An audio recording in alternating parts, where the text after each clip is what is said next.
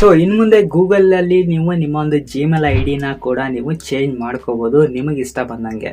So ಇದೇನು update ಅಂತ ನೋಡೋದಾದರೆ, ಮುಂಚೆ ಎಲ್ಲ ಏನಾಗ್ತಾ ಇತ್ತು ಅಂದರೆ, ಒಂದ್ಸಲ ನೀವು ಜಿಮೇಲ್ ಐ ಡಿನ ಕ್ರಿಯೇಟ್ ಮಾಡಿದರೆ ಅದನ್ನ ಚೇಂಜ್ ಮಾಡೋಕ್ಕಾಗ್ತಿರಲಿಲ್ಲ, ಅದರಲ್ಲಿ ಏನು ಚೇಂಜಸನ್ನು ಮಾಡೋಕ್ಕಾಗ್ತಿರಲಿಲ್ಲ. ಅದನ್ನು ಇನ್ನು ಮುಂದೆ ಇನ್ಸ್ಟಾಗ್ರಾಮ್ ಐ ಡಿನ ಅವಾಗ ಹೆಂಗೆ ಚೇಂಜ್ ಮಾಡ್ತಾ ಇರ್ತೀರಲ್ವ, ಅದೇ ಥರನೇ ಇದರಲ್ಲಿ ನಿಮಗೆ ಹಂಗೆ ಚೇಂಜ್ ಮಾಡೋಕ್ಕೆ ಆಪ್ಷನ್ ಕೊಡಲ್ಲ. 3 ಸಲ ಲೈಫ್ ಟೈಮ್ ನಿಮಗೆ 3 ಚಾನ್ಸನ್ನು ಕೊಟ್ಟಿರ್ತಾರೆ. ನಿಮ್ಗೆ ಯಾವಾಗ ಬೇಕೋ ಅದನ್ನು ನೀವು ಚೇಂಜ್ ಮಾಡ್ಕೋಬೋದು. ಸೊ ಪ್ರತಿ ಒಂದ್ಸಲ ನೀವು ಚೇಂಜ್ ಮಾಡಿದಾಗ ಕೂಡ 12 ಮಂತ್ ಗ್ಯಾಪ್ ಇರುತ್ತೆ. ಇವಾಗ 2026ರಲ್ಲಿ ನೀವು ಜಿಮೇಲನ್ನು ಅದನ್ನು ಚೇಂಜ್ ಮಾಡಿದ್ದೀರಾ ಅಂದರೆ ಮತ್ತೆ ನೀವು 2027ಕ್ಕೆ ಚೇಂಜ್ ಮಾಡಬೇಕು. ಟೋಟಲ್ ಆಗಿ ನಿಮಗೆ ಲೈಫ್ ಟೈಮ್ 3 ಚಾನ್ಸನ್ನು ಕೊಡ್ತಿದ್ದಾರೆ. ಆ್ಯಂಡ್ ಇದರಲ್ಲಿ ನಿಮಗೆ ಚೇಂಜ್ ಮಾಡಿದ್ರು ಕೂಡ ಯಾವುದೇ ಥರ ಡೇಟಾ ಕೂಡ ಏನೂ ಲಾಸ್ ಆಗಲ್ಲ. ಆ್ಯಂಡ್ ನೀವು ಮುಂಚೆ ಏನು ಇಮೇಲ್ ಐ ಡಿ ಇರುತ್ತಲ್ವ ನಿಮ್ಮದು, ನೀವು ಆಫ್ಟರ್ ಚೇಂಜ್ ಮಾಡಿದ್ಮೇಲೆ ಕೂಡ ಆ ಓಲ್ಡ್ ಇಮೇಲ್ ಕೂಡ ಅಲ್ಲೇ ಇರುತ್ತೆ, ಅದು ಅಲಿಯಾಸ್ ಅಂತ ತೋರಿಸ್ತಾ ಇರುತ್ತೆ ಅಷ್ಟೇ.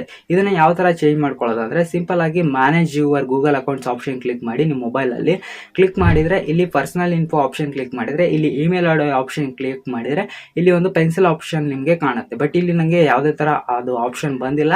ಸೊ ಬಂದಮೇಲೆ ಅದ್ರ ಬಗ್ಗೆ ಇನ್ ಡೀಟೇಲ್ ಆಗಿ ವಿಡಿಯೋ ಮಾಡ್ತೀನಿ. ಆಲ್ರೆಡಿ ನಿಮಗೆ ಒಂದು ಆಪ್ಷನ್ ಬಂದಿದ್ರೆ ಸೊ ಕಮೆಂಟ್ ಬಾಕ್ಸಲ್ಲಿ ಎಸ್ ಅಂತ ಕಮೆಂಟ್ ಮಾಡಿ.